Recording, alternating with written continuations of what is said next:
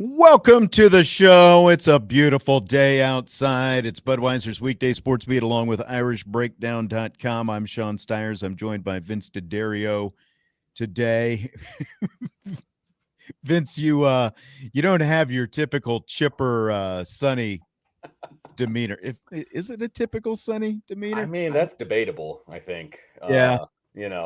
But it's my first day of school. Let's be honest. School days. That's right. Had to work all day today and had to deal with some unsavory things already. So it's like, oh man, that'll do it to you. You know what I mean? You're times. kind of used to summer and doing afternoon shows, and like that's your biggest worry of the day. And like, well, it's not anymore. Yep, we're back at it. I mean, it is August 13th. As of today, we're 18 days away from Notre Dame and Miami kicking off the season for those two teams. Anyway, there'll be other games before that, obviously, but kicking off their seasons down in Miami Gardens, down at Hard Rock Stadium. I will be there, and I'm curious to see how sweaty I get while I'm down there.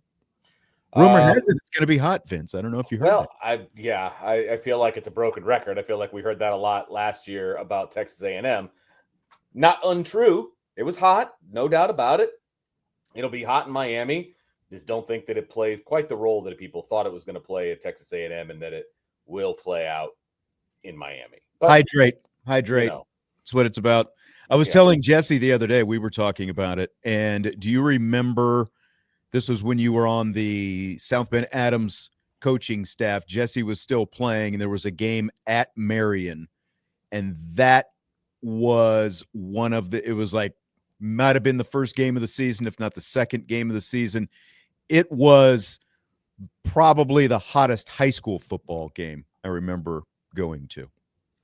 I do remember that because I was up in the booth for that game. It was at Marion. I was up in the booth, and I don't know what it's like now, but at that time, the coaches were up high, and you could not open a window, and they made you shut the door because they were filming. So like they've got kind of a room, like a balcony, that aspect, and a room, and they make you shut the door because they don't want to hear the coaches on the video that they're filming from the balcony, and so. It was a literal hot box up there in the press box. So hot, and there was no circulation whatsoever. So it's probably the most mad I've ever been at my alma mater. Because I went to Marion, and I was so bitter that night because I can't stand being hot. Like I'm okay being cold, throw on a couple extra layers. Like there's only so much you can do when it's hot outside and there's no circulation. It was awful. It was awful. I remember it. Thanks for bringing that up. Especially football. I would rather, layer it up than be hot and just nasty, funky out there. Oh, I agree. Awful. Well, this is Mailbag Day on the show, what we like to call Mailbag Day on Budweiser's weekday sports beat / IrishBreakdown.com. Those who are watching on either of the live YouTube streams, either at IrishBreakdown.com or at Sports Radio WSBT, you are encouraged to submit your questions to us about Notre Dame football, and Vince and I will do our best to answer them. So if you're driving around listening on the radio right now, maybe, pull over, be safe, put on your flashers, pull into a parking lot, pull up the YouTube stream, and you can submit your own question as well. Or just get home a little bit sooner and pull up the YouTube stream, and you can watch along and submit your questions as well. That's how it works. Johnny S3 says you guys are butting heads with the Buy, Sell, Hold show, which is, of course, on the Irish Breakdown channel. There's nothing we can do about that, baby. It's called live radio. That's we right. have we do not have options of delaying the show. The show must go on. When 5:04 point something rolls around, we go live. That's just the way it happens now. So we don't have a choice. We can't wait. We can't, it's just this the way it is, So we're here, they're there, and we'll just double duty it for a little bit. I mean, it just, they must have a lot of good stuff to talk about over there, I guess. I guess so. I am Tenzin. I am the son of Aang in the YouTube chat says, and now Jesse isn't even here for my mailbag question yesterday. So flaky. Resubmit and we'll see. Maybe he's at home with his sister right now. So he just got done, with his he had a very stressful day of work, a particular project, some things had to be rerouted and all this different stuff, and it was like multiple times, can you turn down the TV please? Jeez, a lot of stuff. Does he realize he's at your house? Yes. Where you make the rules, working you pay in the mortgage, working in the kitchen, by the way. Yeah, the most open area in the house. Is that correct? Accurate? Yeah, correct. Yes. Okay. Absolutely. Just checking. All right. Well, I'm going to start with this as we get a few questions coming into the YouTube chat. Okay. There was an email that I got. Oh, boy. Nice email. All right. Long email, but a nice email from a listener, Michael, about a recent conversation regarding whether or not Notre Dame Miami is a rivalry. So it was very long. Backed up his theories with some examples and stuff like that. But there's no way I could read the whole thing. So I parsed it down. I kind of played the hits with this, and mixed it in. So here's what Michael said. After hearing Vince and Jesse's take that Notre Dame Miami is not a rivalry, I would say that they are confusing an old rivalry that's not burning as hot as it was with no rivalry. And I would disagree, says Michael. Notre Dame hasn't faced Michigan on a scoreboard in years, but when a recruit chooses Notre Dame or Michigan, isn't that a bit sweeter than just any other team? If a recruit chooses the Wolverines over the Irish, doesn't that sting just a little bit more than most other teams? They are still rivals, maybe rivals in a different way. Let's say that back in junior high, you had a crush on this girl and you lost her to some other guy. I'm sorry, Michael. I mean, we get a little personal here. So. Poked a hole there. Poking a bear. Then decades later, you run into him and you play a game of pool or darts. Even though you don't care about the girl anymore, would you argue that whether you win or lose, it would be the same as winning or losing against anybody else, or would it be at least a little bit different? I heard the argument that the heat of the rivalry was before Jesse was born, and Vince could barely remember it. These are both true statements, but that doesn't mean it's not a rivalry at all. Okay, so that is from Michael. Okay. Vince, yep. What do you think about all this? Notre Dame, Miami, is it a rivalry? I believe that it was a rivalry in the past tense. Who gets excited that Notre Dame gets a recruit over Miami the same way they get excited if Notre Dame gets a recruit over Michigan? Right.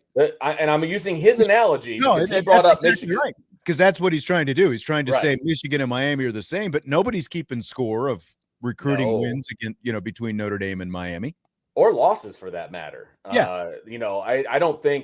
I just don't think it stings that much that a kid would go to Miami over Notre Dame. And it stings a lot more if a kid goes to Michigan over Notre Dame. Or USC. Anyway. Oh, yeah. Or USC or like an actual rival. Right. Now, it was a heated rivalry back in the late 80s and mid 80s for that matter, right? So it was absolutely a thing. I'm not saying it wasn't a rivalry. It was a rivalry because there was pure hatred there. But then they canceled the series for 20 years and it kind of fizzled out, which, by the way, was probably the intent of canceling the rivalry, was to kind of make it go away. Because it was so intense. There was just too much, there was like much more bad blood between Notre Dame and Miami than either Notre Dame USC or Notre Dame Michigan or even, Michigan State or Purdue, who Notre Dame was playing every year at that point still. So mission accomplished. It snuffed out the rivalry. Yeah. It just doesn't exist anymore, in my opinion. And I agree with that. They played 19 times from 1971 through 1990. There was only 1 year in that stretch where they didn't play. But then after 1990, they didn't play again until 2010 when they met down in the Sun Bowl. They've played 3 other times since then. And it's been 8 years since the last meeting in 2017.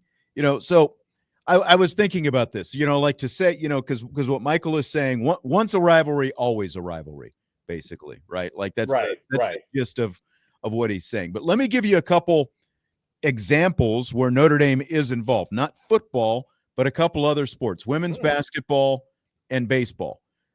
For a long time, Notre Dame, the Olympic sports, were in the Big East. And for both women's basketball and Notre Dame baseball, Rutgers was one of Notre Dame's biggest rivals. Obviously, women's basketball, UConn is still at the top, but there was still, like early days, UConn was still running over Notre Dame, and that wasn't a rivalry. But Notre Dame Rutgers was on, in both of these sports.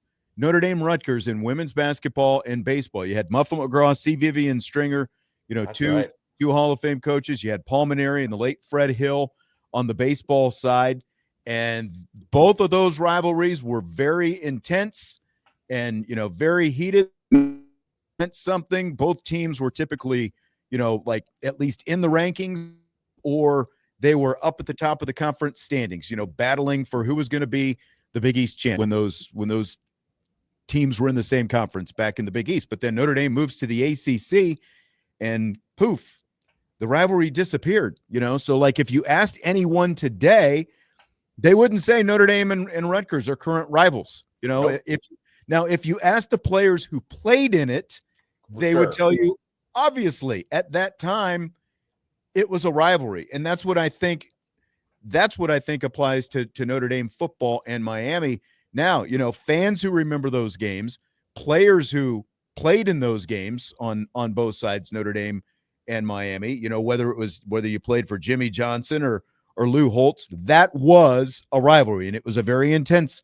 rivalry. But it's not a rivalry now. Like, again, to those players who played in it and the coaches, they would tell you that it was a rivalry. But now it's not a rivalry because they haven't played. They barely played in the last 35 years now at this point. And that's the point. Like, you have to sit and think about it, And honestly, this is a lesson for for Southern Cal to be looking at, because, like, do you want to be the one with such a great, long, historic rivalry between Notre Dame and USC? Do you want to be the one to squelch that out?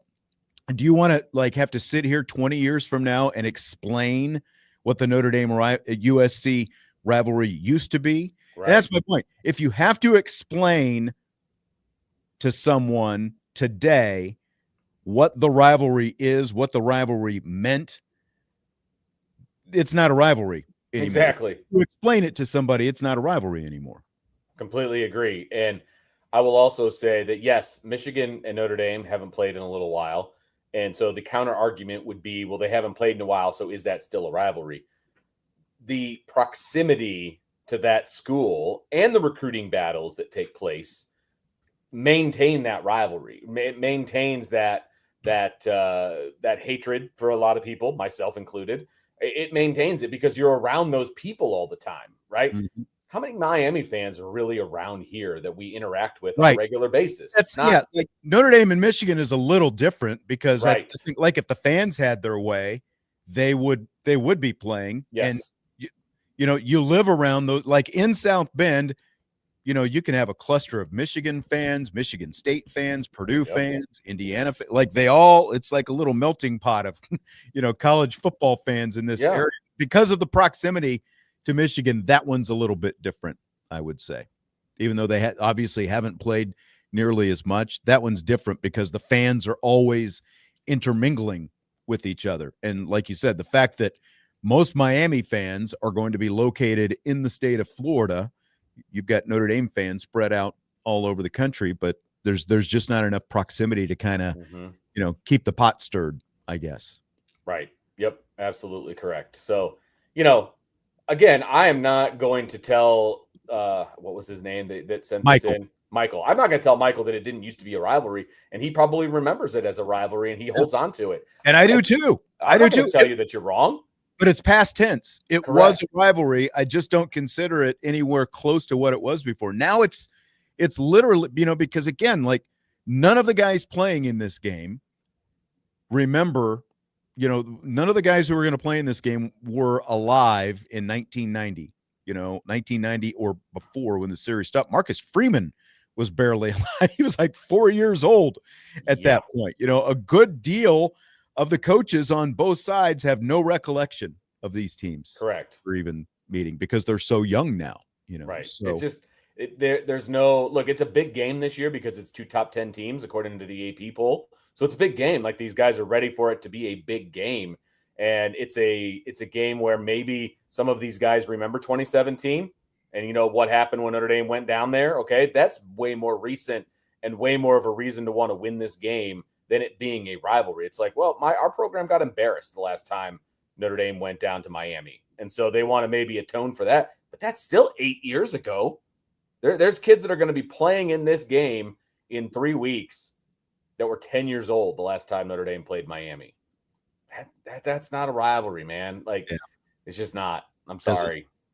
Doesn't cut the mustard. Again, great former rivalry, but you've got to explain it to these guys now. Right.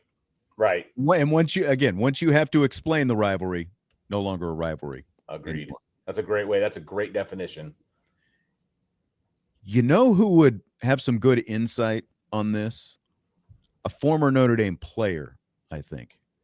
And 1 week from today, at this time, look at you. I will be talking to.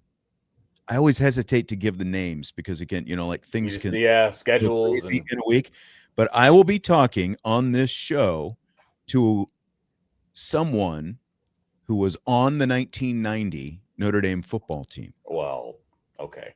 He will have a different response than I do about Miami being a rival. He was an All-American, also had a nice pro career. So we'll be talking to him 1 week from today. And then Tommy will yell at me about no mailbag. Yeah, I mean, it is what it is. We'll have an abbreviated mailbag that night. Joe with a question. When the inevitable happens and the number 2 quarterback jumps into the transfer portal, what would be your strategy to try to talk him into staying through the playoffs? So there's the problem with answering this question is there's too many variables right now. We don't know when the transfer portal is actually going to take place, correct? Whether it's going to be December, whether it's going to be January, whether it's going to be after spring. We don't know the answer, right? I don't know if they actually made that decision or not. I haven't heard anyway. Now, yeah. I'm not necessarily, 24/7 locked in. Well, remember last year, Prabula from Penn State hit the portal before they even played a playoff game. Well, and, if it was like last year, I would impress upon him to wait until the playoff was over because there is, the playoff teams, those players had an opportunity to jump in the portal once the playoffs were over, right? And I would also impress upon him to have his people talk to other people's people. You know what I mean? Because that's just a reality. That not trying to say break the rules or anything like that, but it would be like, look, if you actually want to jump in the portal, I have it. Fine, cool. I get it. I'm not going to stand in your way, but we'd love to have you down the stretch and finish what we started here and have your people talk to their people and kind of get it all figured out so that you're not doing anything illegal, but you also get your spot secured because I think that's an important piece of this whole thing. Right. Last year, that was a possibility. I don't know if that's going to be a possibility. If there's no other transfer portal window except in December, you've got no leg to stand on as a coach to ask him to stay. In fact, I think that's awfully selfish to ask a kid to stay because then that means he's locked in until the following year too. Yeah. I wouldn't do that. I wouldn't have the conscience to do that. Now, the other side of this is there are backdoor ways, as we all know. 100%. He could still be set on going someplace, but still finish out, with Notre Dame or any other team. That's just the way, that it works. Now, some of the factors are going to be, is the number 2 guy, is he also contributing? When I say contributing by on the field, we've heard a lot of people say, well, you need to play both of these quarterbacks if it's this close and all that stuff. And we've heard package, for one quarterback, the non-starter, do you have a package for him? So how significant is his current role? is the same quarterback that you started the season with, the same one that you finished the season with, for whatever, a myriad of different reasons, both performance and health and, everything else, because things happen along the way. So I think that especially if he has played some sort of role and you are heading into the playoffs, I think that there are, like a lot of different ways that you can present this to them. Right. Without them just bolting. And it's just so unique to each individual, in terms of what they prioritize and how they want to handle it. I think. Yeah, and every situation is different too. To your point, right? Are they contributing? Are you just simply a clipboard holder? What does that look like? Have you checked out? You know what I mean? And I don't think that would be the case for either one of these two guys. I don't think either one of them would check out. I'm just saying in general, what is the situation? Right? I mean, is this one where he's been looking for a back door for a while? Is it a situation where he's completely locked in, but this is the only transfer portal window? Again, you can't blame the kid. If he wants to go play someplace and that's the only window, I would tell him, hey man, we'll help you find a great landing spot, because we appreciate everything you've done for this program. Right. So that's why I don't want there to be only one window in December, because I don't think that that's fair to all of the situations as much as you can possibly be fair, so it would be tough, Joe. It's tough for all parties involved. It's just tough. I'm looking here real quick and see if I can pull this up. What is the date? Is there a date on this? So, football. Okay, here it is. As of now, what I'm seeing is December 8th through December 27th is the portal window. That's it. That's only one. Well, there's still a spring window, but they moved it. That's right. They moved the spring window back to May this year. Oh, wow. Okay. Yeah. So you're either going in December or you're going post-spring. Correct. And again, I think they do have the rule, if you're in the playoff, then you can still go once your season is over. I do think that that's still a thing. But I don't know that for sure. They do make that exception. Okay. Still, just like last year. Okay. Remember, there were some Notre Dame players who played it out and were still able to go into the portal after the season ended, even though the portal had technically closed. So that's still a possibility. Yeah. So I would try to convince him to stick around until the playoff run is over. And again, I would encourage him to have his people talk to the people of other teams. And, I would back channel it, to be perfectly honest with you. I would back channel it. And I would, they've all got representatives now. Yes, exactly correct. That's what agents are for. The agent can handle all that and essentially have everything lined up without the player actually being the one making any of that contact. And then it's like, okay, now season's done. We're all set. We're going to go here. And we're not talking about a kid who is the backup long snapper either. We're talking about a kid who's in a head-to-head battle for quarterback, who's really talented. His services are going to be wanted. Whoever it is, his services are going to be wanted. So I think you could figure. I think there's a way to meet in the middle. I do. That's how I would approach it. I agree. We'll take a timeout. When we come back, we've got more on the Notre Dame quarterback situation as we continue with our mailbag today. Again, if you're watching on the Irish Breakdown or Sports Radio WSBT YouTube streams, you can submit your questions for the mailbag today, and Vince DeDario and I will answer them. We'll continue with more coming up next.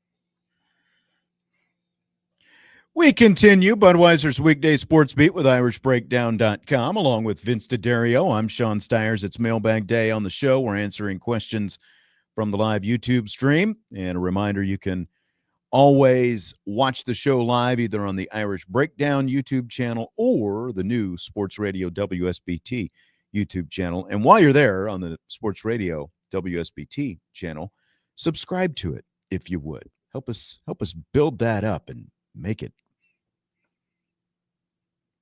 large. I couldn't think of a good word.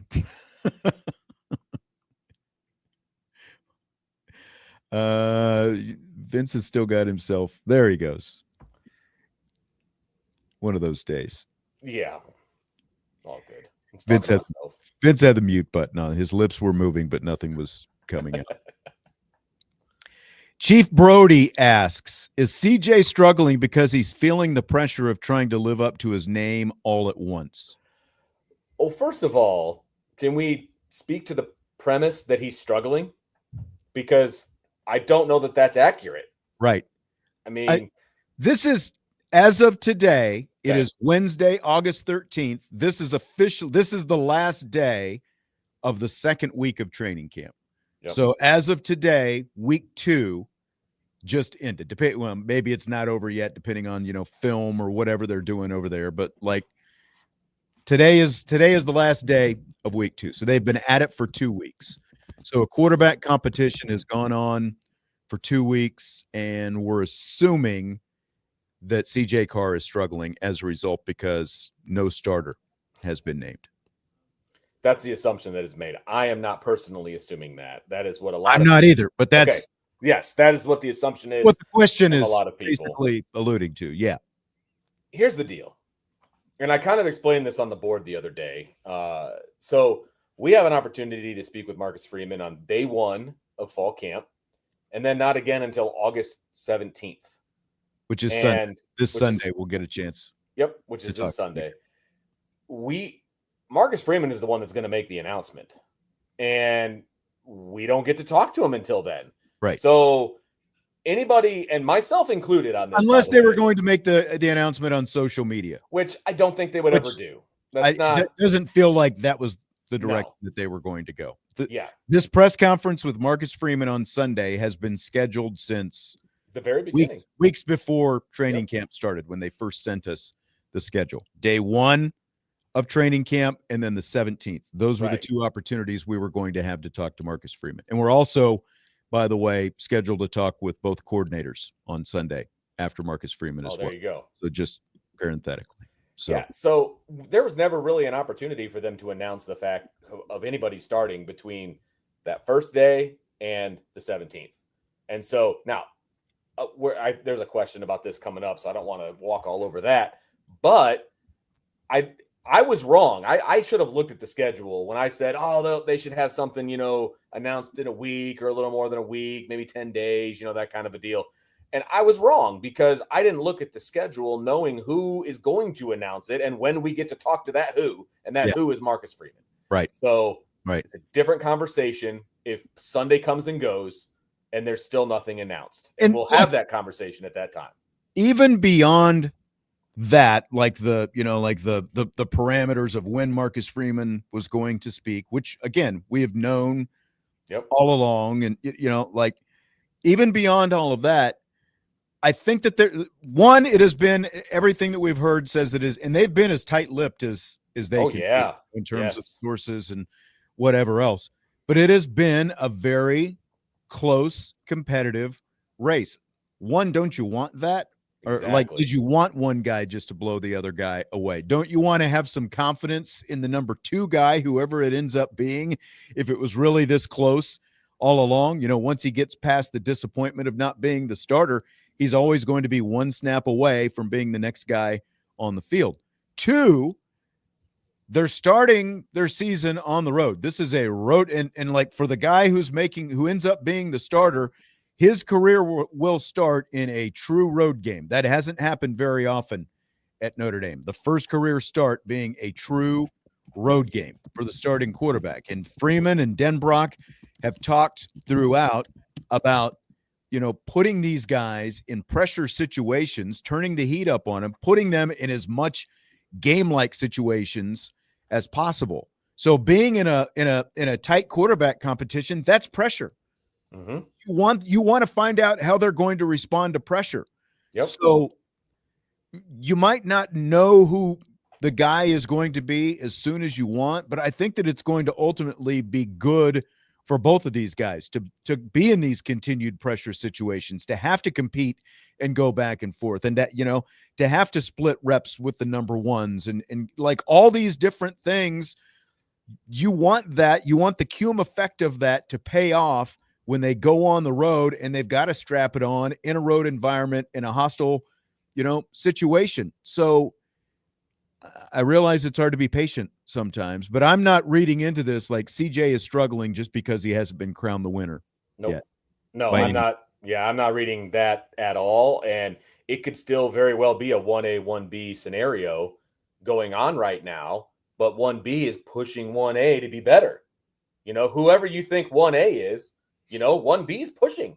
And that's a good thing. It's not, look, they haven't not named a starter because they both suck. Right. I am confident of that. So they haven't named a starter, A, because Marcus Freeman hasn't had a chance to talk to the media, and B, because it's two really good guys pushing each other to be better. And that's okay. So I haven't lost any sleep over it at all, Sean. I'm good. I'm good right now. And I sleep relatively well at night, as long as, my acid reflux, as long as I, make sure not eating, a certain amount of hours before, bedtime. And I'm glad I'm not there yet. That's what keeps me up at night. Yeah, it's a lot of fun, man. Like, just wait till your 50s and stupid. Like Jesse is like chowing down dinner at 9:00, and I'm like, man, if I did that, I would not sleep a wink. Oh yeah, I'd just be, whatever. Don't want to get too disgusting. Tommy Guns has a fun question. Who wins a physically demanding skills competition of your choice, Marcus Freeman or Max Bulla? I would go with Max Bulla simply because of the age and also because of the size difference. So you're going brute strength. Yeah. I think Marcus's hips might be a little more fluid than Max, though. So, like, if we're adding some agility in there, that's right. Love it. Like, what would the physically? I would want a rope climb, like a 15-foot rope. You got to climb the rope. Maybe some kind of, like, I like, Tommy will appreciate this. Like the low crawl when you see, like the basic training boot camp guys, they're low crawling in the mud, like underneath the barbed wire. Yeah, do that for like 20 yards. Now they don't have to have the rounds going off or over their heads or anything. I don't think they do the live rounds anymore. I think that went by the wayside in training. I know that. I know they used to. I don't know. Yes, they did. I think somebody got clipped. I think that ended that. Yeah. I think that. We actually had, when we went to the grenade course when I was in basic, like a week before we went there, some dude, like fumbled the grenade, and it was like a bit. So like all the instructors were like as safe. Oh, I bet could be. But I bet. I'm gonna go with Marcus. He's okay. He stayed fit. He definitely did. Like the gun show when he comes out. So this medium dress shirt is a very high repertoire piece for Marcus Freeman. And why wouldn't it be? If you look like Marcus Freeman, why wouldn't it be? I would dress the exact same way if I were him. So exactly. Yeah. I'm just going with youth. I'm going to go with the youth. And he's also the one, like I was thinking about it, he's the one. A lot of the coaches, I was talking about this with someone, I think it might have been with Jesse the other day. So many of the assistants are wearing like pants and like long sleeve shirts and some kind of pullover or hoodie. Yeah. And a hat. And Marcus Freeman's just out there like, I got my t-shirt and no hat. And I'm going at it. Son of the guns is what it's man. He doesn't have a care in the world, that man. Good for him. Right. Good for him. Just who's going to be the starting quarterback? So Corey wants to know what's going on with the quarterback competition. Haven't heard anything. Well, you haven't heard anything except people that are making things up. because we don't get to watch practice anymore. I mean, that's the bottom line. We had one full practice. It was the first day. They split reps. There wasn't much to see. And then we've gotten 4 periods, which is all individual stuff. And so, I mean, and the 4 periods have gotten less and less interesting as the time has gone on. Mm-hmm. We were there on Sunday and we got 4 periods and we got nothing. That's why we didn't have a show in the afternoon, to be honest with you, is because we would have had to make stuff up or pull from it things that were not important, what we would have tried to spin it to make it important.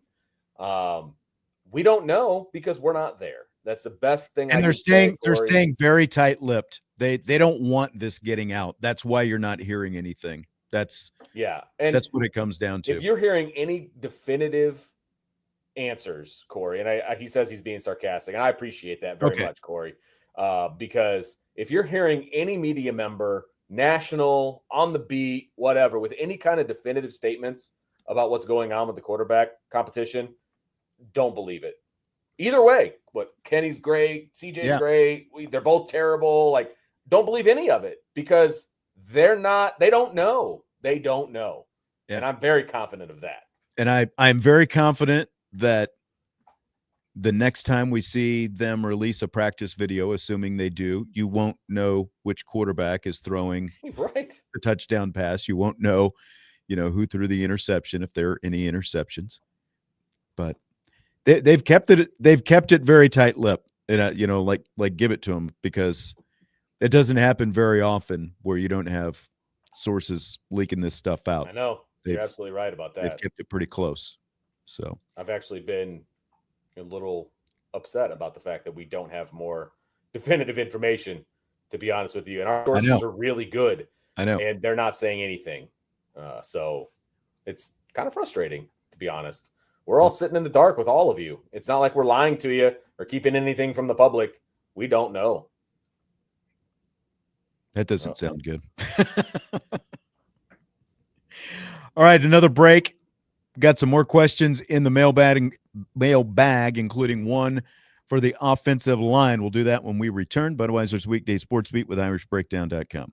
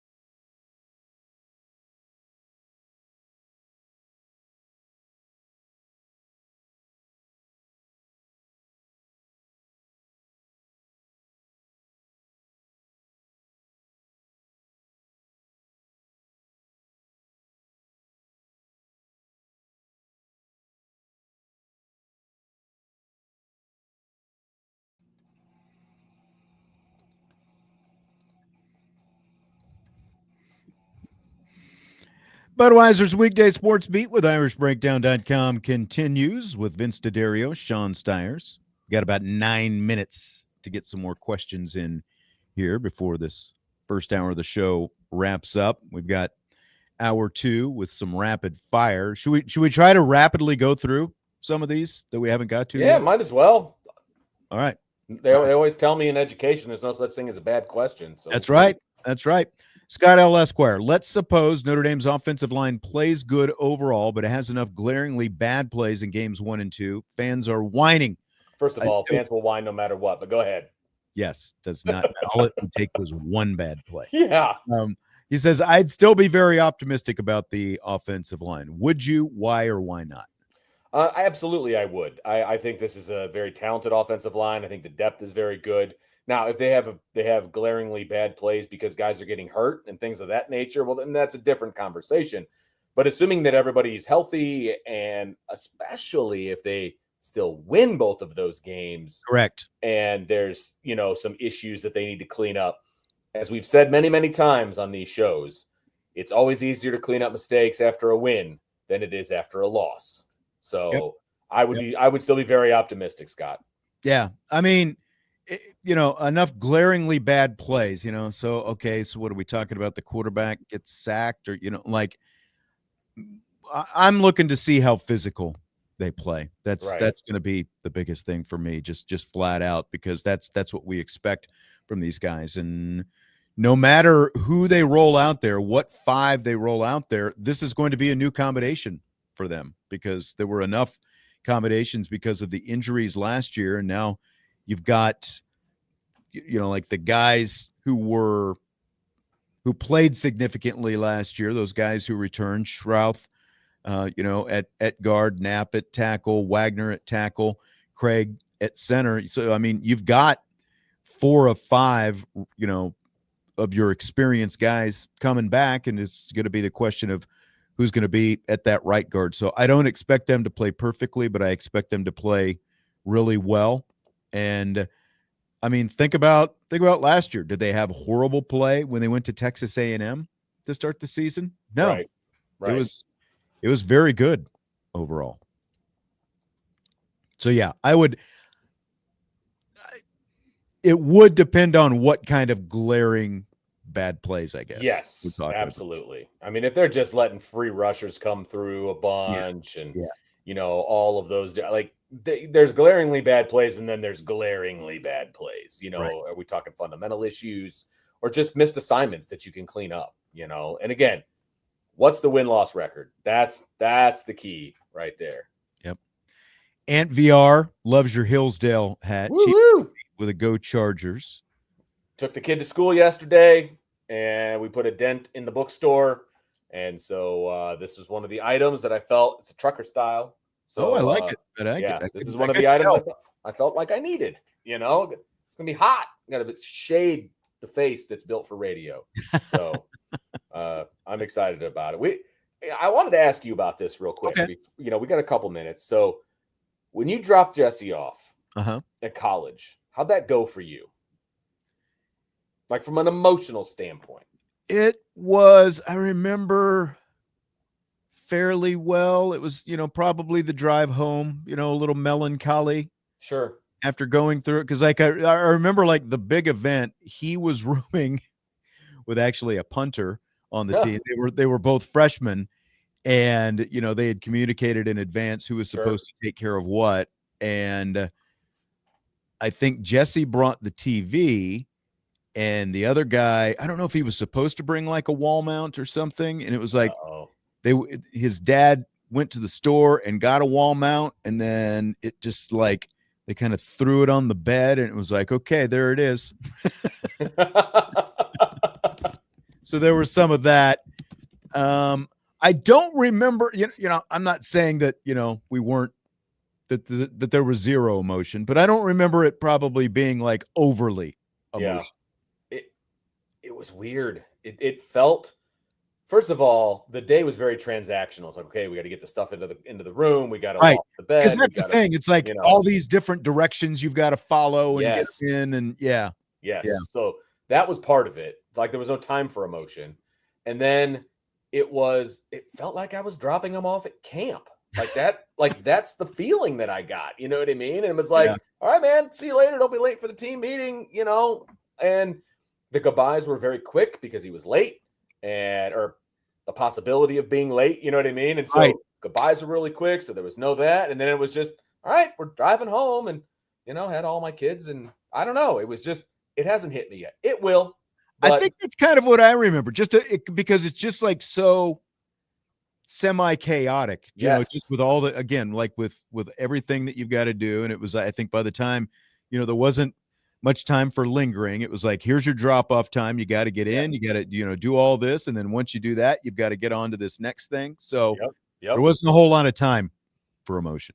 Yeah, So, exactly. I was expecting to be more emotional and it did not happen, So, but again, I think it will, yeah. First day of school maybe because he's not there. Yeah, that's like those things, Yeah. and like, you're used to him being around the house all the time. Yeah. And after a couple of weeks when he's not there, that will I think that'll kick it in a little bit Yes. more. Because I've only been at Penn High School for 3 years, and so he's always been a student as I've Yeah. been working there and busting into my office and passing period and, all of those kinds of things, and that's not going to happen. And I think that's probably when it'll start to hit me, you know what I mean? Or the first Penn game that I have to go work at and he's not participating. That's gonna be weird. You know what I mean? Right. So, like, those kinds of things. But right now, it's like, well, he's probably at his girlfriend's house or, he's just not here, whatever. Yep. So, but anyway, just wanted to get your take on that. It'll kick in. It'll kick Yeah. in sooner than later, Yeah. or Mm. sooner or later. Don is asking, will the Notre Dame games be on the WSBT YouTube page? That is a negative. All that, like any broadcast of the actual games, those are, there are rights fees involved. And in Oh, yeah. terms of like the television side, that is all obviously controlled by NBC or ESPN or whoever. We obviously broadcast the Notre Dame football games, men's and women's basketball, and Notre Dame hockey. We have basically the radio rights to that. And then, so none of that stuff goes up on the YouTube page. The only streaming is on the Odyssey app, AUDACY. The Odyssey app is where you can find all the Notre Dame radio broadcasts. So that's the only streaming of that kind of stuff that's permitted, with the exception, obviously, of the Peacock app. But again, that's NBC. All right, let me see. Do we have a short one that we can get? What about this one from Craig? What's the one team you wish were on the Notre Dame schedule this year? Well, it's interesting because like if this was 10, 15 years ago, I'd be like, I'd like to see maybe Texas or, one of these higher ranked teams, to see, where Notre Dame stacks up. But if Notre Dame does their job, they're going to see those teams in the playoff potentially. So I, reserve the right that they get a chance to play those really good teams. But I always like Michigan State on the schedule. We've had that conversation before. I wouldn't, if Michigan's never on the schedule again, I could care less.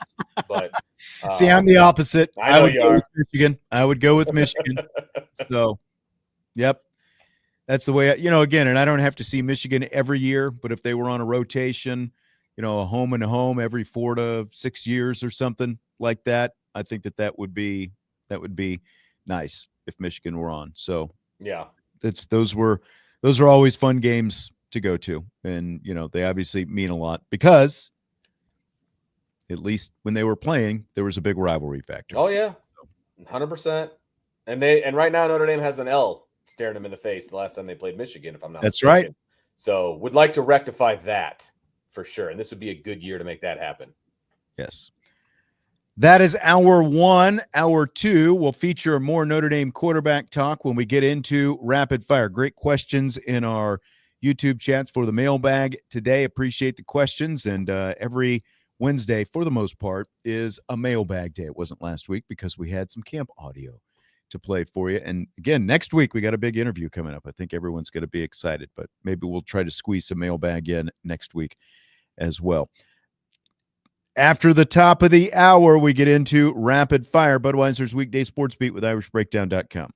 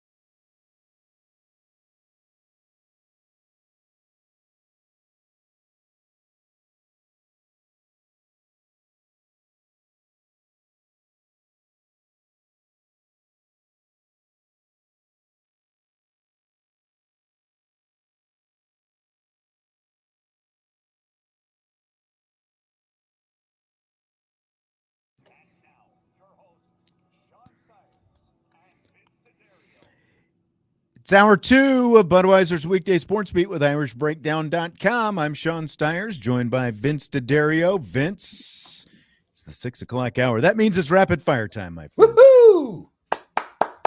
Let's go, baby. All right, here we go. Do you think we'll know who Notre Dame's starting quarterback is at this time next week? Plain and simple.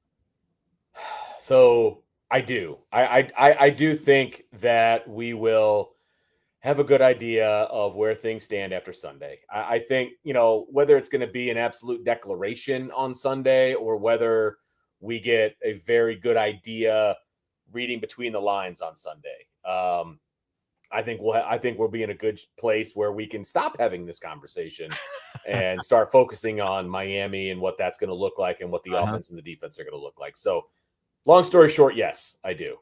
My feeling is yes. If we don't know who it is 1 week from today, I don't think it's because they need more time and all those right. Like he might say he needs more but I think at that point, if that's the case, they're just hiding it from everybody until game time, as close to game time as he wants to get. Whether we get that, a week later with the first, game week press conference and all that kind of stuff. My feeling is, because again, as of today, we are 2 weeks into training camp.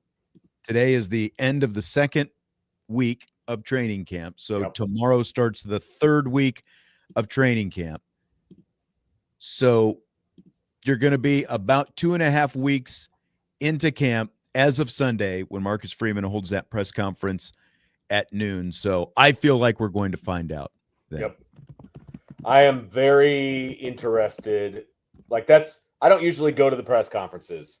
I think that might be one that I might attend. Oh, making an exception, huh? Well, it is Sunday. It's Sunday. It's a theoretically Sunday, baby. You've got more time. Yeah, it's a Sunday. Let's do this. What will it mean if we don't know by this time next week?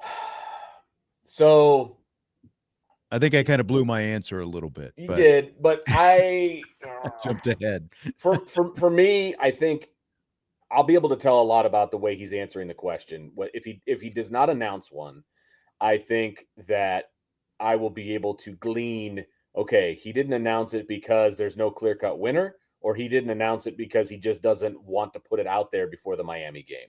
Those are two different reasons. You know what I mean? If he doesn't announce it because there's no clear-cut winner, that's a little concerning, to be perfectly honest with you. And you can take it whichever way you want, that they're just both so good they can't make a decision. I don't like that. If they're both so good, then there's a way to maybe even get them both on the field or have packages or whatever the case may be. And you need to start practicing that against Miami. If he doesn't announce it because he just doesn't want to put it out there, cool. He doesn't know anything to us as fans or as media. He doesn't know anything to us. I don't see him being like that, him being Marcus Freeman. But if he decides to do that, okay, cool. I'll see you August 31st. I mean, there is some benefit into holding it back, right? Like to make Miami prepare for both quarterbacks, because there are enough differences between the two in skill sets, which was on display in the blue gold game. Like Miami was able to watch the blue gold game like everybody else because Notre Dame played their spring game and actually televised their spring game, and Marcus Freeman didn't run scared there. But I mean, there is some benefit to holding back, and that's what I think it means if we don't know 1 week from today. And again, the press conference is Sunday, so we would know even before that, but we're talking today. That's why I said, do you think we'll know a week from today?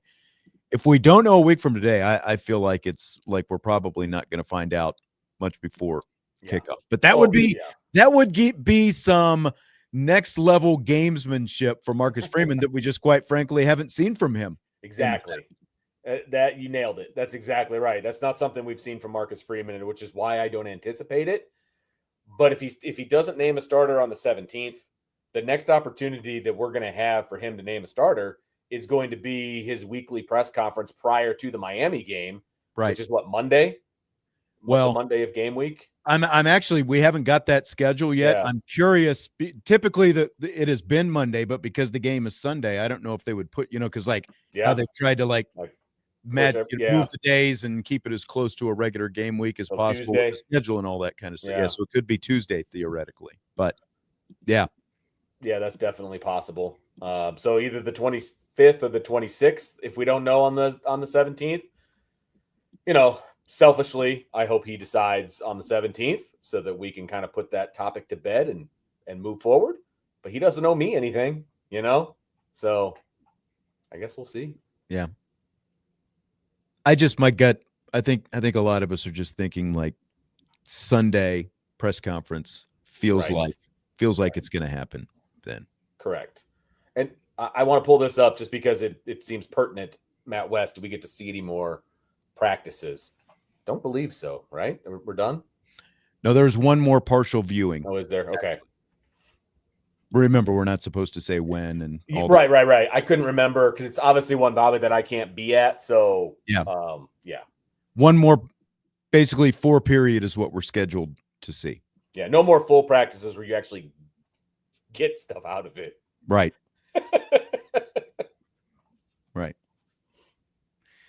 ESPN did one stat to know for every AP Top 25 football team. Here is Notre Dame's stat to know for ESPN.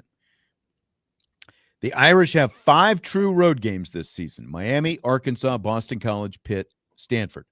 The program last won more than 3 true road games in 2021 when the Irish went 4-0, compiling an 8-4 record in true road games since then, including 3-0 last season. So that is ESPN's stat to know for Notre Dame. Any thoughts on what that could mean for the Irish this season, Vince? Not much. I mean, yes, they are not used to having a bunch of away games. Okay. The difference is they do play a lot of neutral site games. And so they might as well be away games for Notre Dame. Like I realize there's the Shamrock Series, which is like a home game, but you're still flying or busing and you're still staying in a hotel. You're still doing all the things that you would normally do at an away game.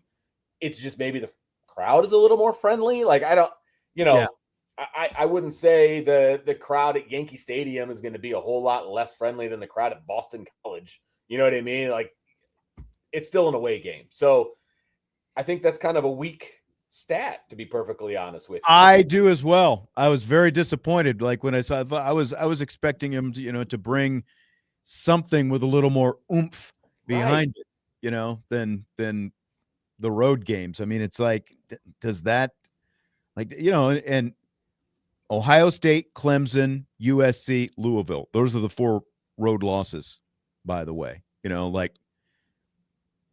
Legit. Pretty legit competition for the most part. I mean, Ohio State was,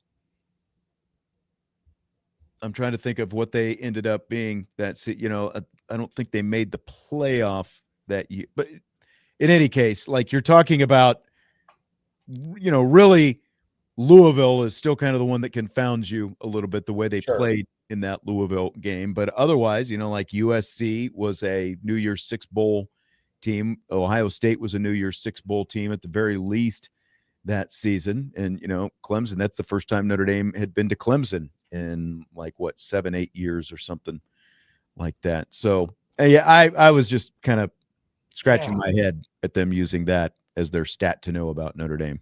And they always, there's the pundits are always like, oh, Notre Dame doesn't play any actual away games and all this other stuff. Well, it's because they're Notre Dame and they don't have to. They can have a Shamrock Series game where they're going to sell it out. They force the hand of a Navy or a Georgia Tech to have those games in NFL stadiums because they want to take advantage of the money that Notre Dame is bringing in. And they're also not playing Kennesaw State in their home games or Mercer or whoever else. And and again, yet another reason why Notre Dame's never going to go into a conference. I shouldn't say never.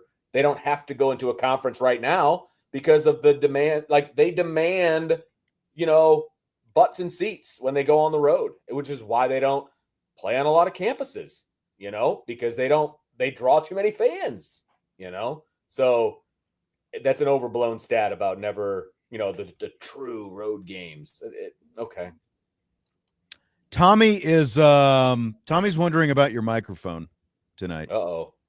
You do sound a little different, and we don't have to try to make adjustments. And like when you've typed, like that was obvious that you were typing. Oh, my bad. Okay, so I don't noted. know if it's picking up a little bit differently today, Okay. or Yeah, I'll have to take a look. so. Yeah, I heard those fingers.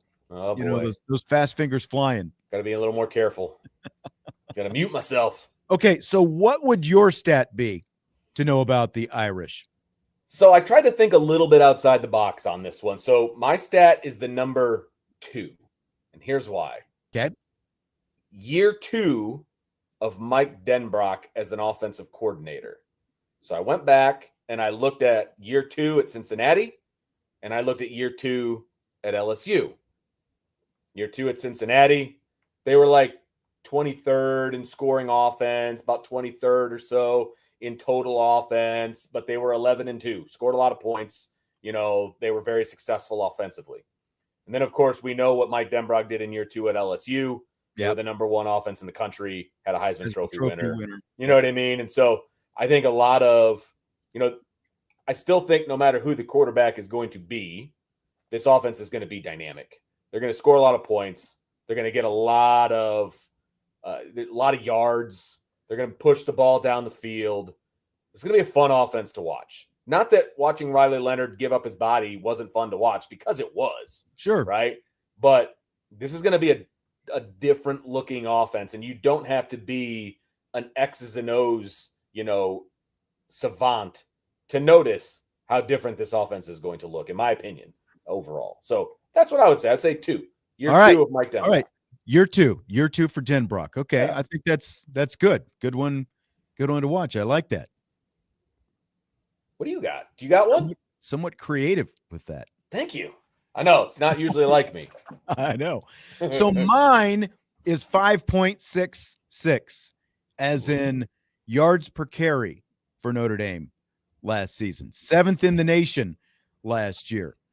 Jeremiah Love, 6.9 yards per carry. Jadarian Price, 6.2 yards per carry. Riley Leonard, 4.9. And Riley Leonard obviously played a factor in that, but I'm also looking at they were 7th in the nation in yards per carry last year, in spite of the fact that the passing offense ranked 101st. Woo. So with this offensive line that they're going to have, with those 2 running backs still coming back, and what we all think is going to be a much greater downfield threat, what could that look like for this team this season? So that's my number for Notre Dame. The 5.66 ranked 7th in the nation last year. Will they push that up even closer, to like maybe even a 5.8 this year, 5.9? That's what I'm wondering. Ooh. Okay. I like it. When you've got the threat of the passing, and like yesterday, we were talking about how that boundary threat with Malachi Fields, maybe kind of helps out that running game as well, kind of open things up, and the way you have to play them. So Vince, there's this mentalist named Oz Perlman. Now, for those who've seen it in print, it looks like the Wizard of Oz, but his name is actually Oz. It is Oz Perlman. He showed up at Notre Dame this week and apparently did his mentalist act for the team. Cree Thomas posted a short clip of it on his TikTok. Here's my question, though, Vince. Why has Oz Perlman become part of the sports culture? How has this happened? It's a great question, because he's gone to a bunch of NFL teams. He's been to a bunch of college football teams. I mean, what he does is amazing. I would love to see this guy, obviously, in person, to just witness it with my own eyes, because I'm just generally a skeptic when it comes to this kind of stuff. So I want to see it with my own eyes. I guess I'm the doubting Thomas of the group. But it's amazing. But he has made a living going to all these team training centers, essentially. Yeah. Man, I would love to get he's that not gig. Exclusive to sports, because again, he's a mentalist. It's like he's got his little whiteboard and he's like, okay, I'm going to write this down. Now you tell me the first thing that comes to your mind. And it's like, boom. And like the thing that Cree Thomas posted, it was Michael Jackson, and he got it right. I think the first time I remember seeing him was the Hard Knocks. I believe it was 2 years ago. He went to the Jets. It was Aaron Rodgers. Yeah, so that would have been not last year, but the year before. 2 years ago, Aaron Rodgers' first training camp with the Jets before he tore his Achilles in the season opener. He did his thing, and of course, all the players, freak out because he's got it all right and everything else. And so I don't know. I don't know if that kind of started this windmill snowball effect for Oz Perlman, but you see him on ESPN all the time and all these different places. It's like I have no idea how he became intertwined in the sports culture, but there he is. And like you said, he makes a living apparently out of doing this, travel around. And I mean, good for him. I would love to go check out some of these, training facilities and all these other things, and then do a 10-minute little shtick up front where we guess the phone code of somebody or whatever it is I've seen him doing. You know what I mean? Like, okay, man, it's a great gig if you can get it. Good for him. I suppose. All right. Take our last break, and we will be back to finish off rapid fire. We will be wrapping up here in less than 20 minutes. Budweiser's Weekday Sports Beat with IrishBreakdown.com.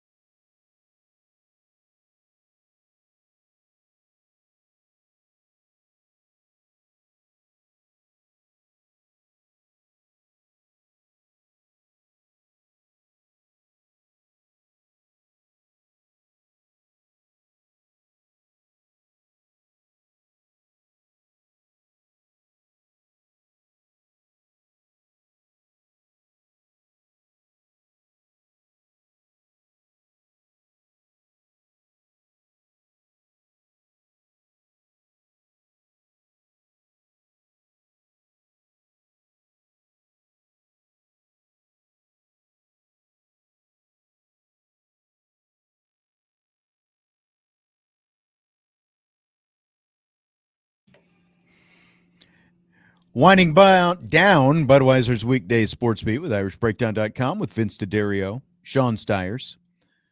I was thinking, Vince, had a few questions from the mailbag stuck back there that we didn't get a chance to get to at the start that I think might make good, some jump them into rapid fire here. Let's do it. Joseph asks me, as a Notre Dame and Dallas Cowboys fan, how did I envision Jimmy Johnson? We were talking, of course, Miami Notre Dame rivalry in the first hour of the show. Did you hate him in college, then view him separately in the NFL? Personally, never liked him. However, a great talent evaluator. I think I've probably told the story a couple times, but as a Dallas Cowboys fan, obviously the 1988 season, Notre Dame wins the national championship. It is February 1989. I am home on leave for, I believe, a week as I'm getting ready, in the Army, getting ready to go off to spend the next 2.5 years in Germany. So I'm home. The news comes down that Jerry Jones has bought the Dallas Cowboys and fired Tom Landry and hired Jimmy Johnson. And I find this news out. My dad, who was a Washington Redskins fan, still a Washington fan, he wakes me up to tell me this news that they fired Tom Landry, they hired Jimmy Johnson. He kind of laughs and he walks out of the room. So that's how I found out. And I was diabolically, I could not believe it. Tom Landry, only coach of the Dallas Cowboys at that time, gets fired. Icon. Now, he had obviously been slipping, his last few years in Dallas, which is part of what led to this whole thing. And I had actually, I had been stationed at Goodfellow Air Force Base in San Angelo, Texas, the previous, I think it was 3 months prior to that, and I actually got to go see him coach. We went to a Cowboys game, walked up on Thanksgiving Day. Hardly anyone was there. They were playing the Houston Oilers. Got to see Landry, coach his last Thanksgiving Day game at Texas Stadium, but he was unceremoniously fired. I couldn't believe it. I was beside myself. I couldn't stand Jimmy Johnson. Loved everything about Tom Landry. Obviously, winning makes up for a lot. And ultimately, a few years later, might not have liked Jimmy Johnson on day one, but he basically that team and, kicked the Cowboys into gear and a different energy. So that was how I felt about that. You can feel, not you specifically, but like you in general, like you can feel however you want about Jimmy Johnson because of the way, he is thought of by Notre Dame fans. And I get it. Like I've heard the stories, I've watched the documentaries, like I get it 100%.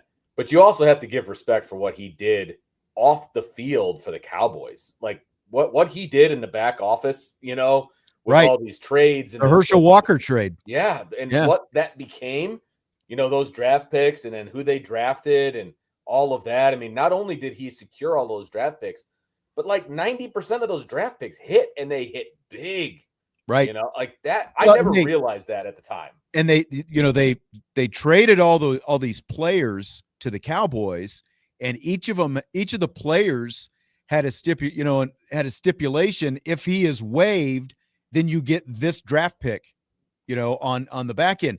So Jimmy Johnson ends up cutting most of these guys, and people thought that they were crazy. It's like you traded Herschel Walker and you got all these players in return. Well, they ended up cutting him, turning them into draft picks, and some of those guys turned into Hall of Fame players when it was all said and done.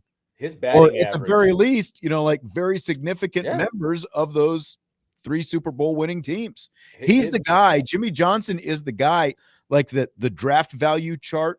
Like if you trade, this pick, you need to get this. Right, the points, these picks. The points. Yeah. He's the one who created all that. No kidding. Yeah. I did not know that. But it makes sense because and they still use that today. His batting average for drafting is unparalleled. It's just absolutely unparalleled what he was able to accomplish. The Cowboys Netflix documentary comes out next week, and I was just listening to Bill Simmons talking about it today, and he is, like a diehard Patriots fan. He doesn't care anything about the Cowboys, but he basically said it's excellent. And it's not just a one-sided Jerry Jones, type thing. They get into apparently a lot of the, the Jerry Jimmy stuff and a lot of the awkward things and the way things went down. So looking forward to that. Is it for the entire lifespan of the Cowboys? It is. It is basically, I think it kind of starts around, it is the 90s Cowboys. Okay, gotcha. From like the Jerry Jimmy coming in and taking over. And yeah, so it is focused quite a bit on that. Oh, Bobby. Yeah, I know. We answered one Cowboys question, and that's all we do is talk Dallas Cowboys. I am not a Cowboys fan by any stretch of the imagination, but I will watch that documentary because I love football and I love the goings on behind the scenes that this is going to cover. You know what I mean? Regardless of whatever team it is, it doesn't matter. And they had success. I like to learn from success. So Beezer 12 Washingbeard says he's soon going to be finishing up his education degree. Ooh. This time next year, he'll be teaching and hopefully coaching some football, played K through 12. Any advice from Vince for the classroom and the field? Well, since you're going to be a first-year coach, you want to volunteer for whatever they want you to do. Just be a sponge, do whatever they want you to do. I was an assistant freshman coach my first year, and I wasn't even promised to get paid. And I did get paid, which was great. But just volunteer for whatever you can do. Make yourself invaluable. And honestly, the same kind of goes for teaching. Foster those relationships in the classroom with the kids. Whatever level you are going to be teaching, you want to foster those relationships first. The content will come. You can learn the content the day before you teach it. Like, that's no big deal. Don't even worry about that. It's the relationships with the students that's number one. And so I would do that. And then the classic advice that you always get, make friends with the janitors and the secretaries because they're the ones that run the building.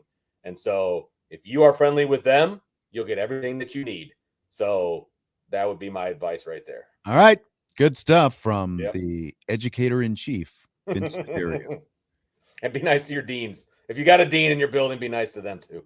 Bobby's following up. Nothing wrong if you were based in Dallas, Notre Dame fans all over the world. This might disappoint you as a Notre Dame fan, Bobby, but Notre Dame, the Dallas Cowboys, the New York Yankees, the Los Angeles Lakers are basically the same team in different sports. Correct. Because they all have interest all over the country and all over the world. And I dislike those other three teams for the same reason that people dislike Notre Dame. So right. There you go. They're all polarizing teams. All of them. Yes. And since we are accused by people like Tommy of only talking about the Dallas Cowboys and the Chicago Bears, I will ask you this, Vince. Okay. The Buffalo Bills are doing Hard Knocks for the first time this year. Like a lot of teams, they resisted doing it because of the cameras and the potential distraction.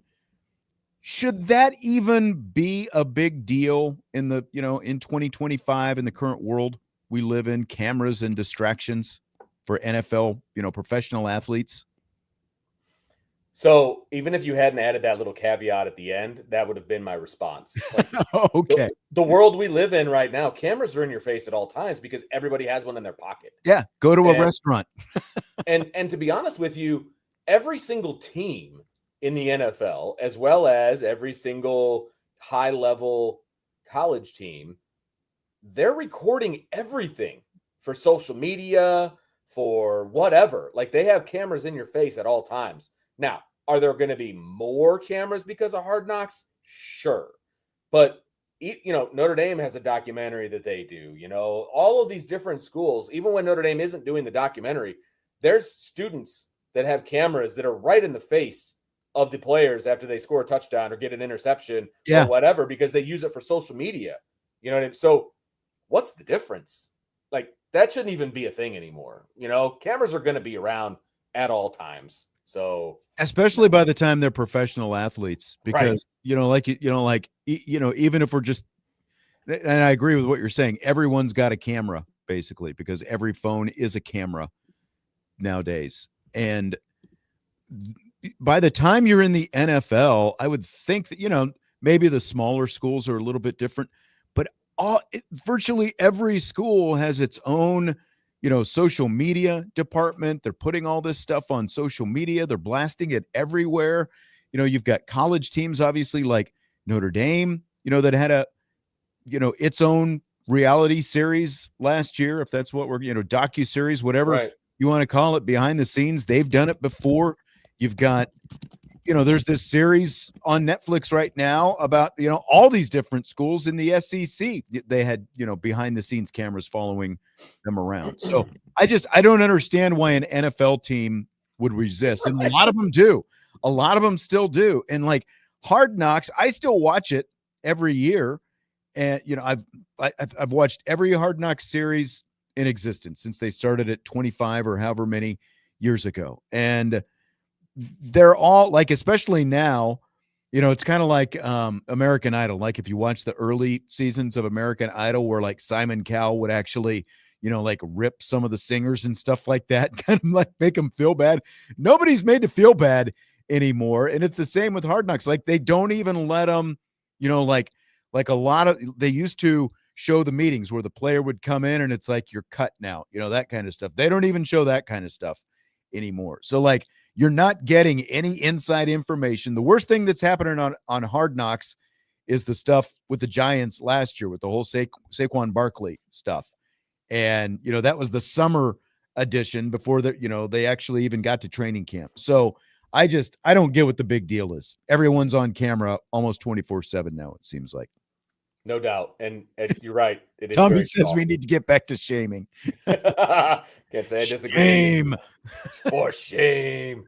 There's good and there's bad. You should show the bad too. Like if it's going to be a documentary, like it's not all sunshine and lollipops, I mean, there is a negative side to team sports. It's when you get cut. It's negative, Right. I don't know why that's protected. Yeah, I mean, it's mostly, like you follow a player around for an episode or two, and like look at the quarterback series on Netflix. We both watched that, and again, it's insanely positive. Insanely positive. Yeah, because really the most negative thing that they've done is how things turned on Kirk Cousins at the end of last season in Atlanta because he ends up getting benched, and all that. But he was insanely positive about the whole situation, and they spun it that way. I shouldn't even say spun it that way because I think that's kind of how he is and who he is. Yeah, he's just a positive person in general. Yeah, and I mean, he goes to great clips. Yeah, and like look at that. Great Clips got a free plug out of the whole thing.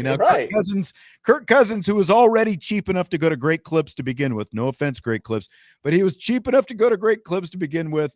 And as it turned out, now he's got free haircuts for the rest of his life from Great Clips. I will never understand how multimillionaires get all the free stuff. I know. That makes no sense to me. I know. It's all good. Hey, good for him.